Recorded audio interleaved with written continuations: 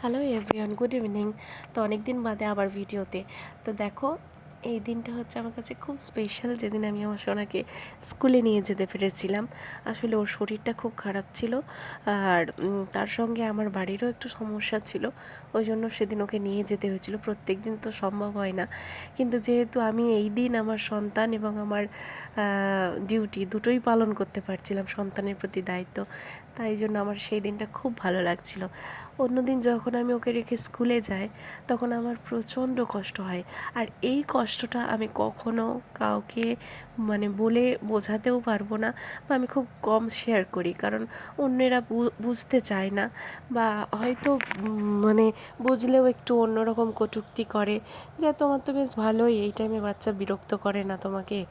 কিন্তু মোটেও নয়, আমি একজন মা, তাই সন্তান যতই বিরক্ত করুক, কোনো মাই তার সন্তানের থেকে দূরে থাকতে চায় না।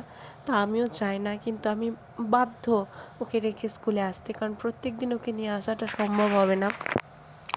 তাই যারাই মানে এই ধরনের কাউকে কথা বলো, তো প্লিজ একটু ভেবে বলবে, কারণ তোমরাও তো একে একে প্রত্যেকেই মা, তো এটা নিশ্চয়ই ফিল করবে ব্যাপারটা।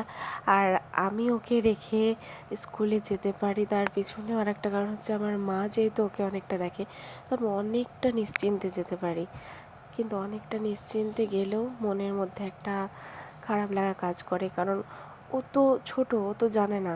আর ও ও ও তো সবসময় চায় যে ও ওর মা বাবার সঙ্গে থাকবে, আর ওর এই চাওয়ার মধ্যে কিন্তু কোনো ভুল নেই।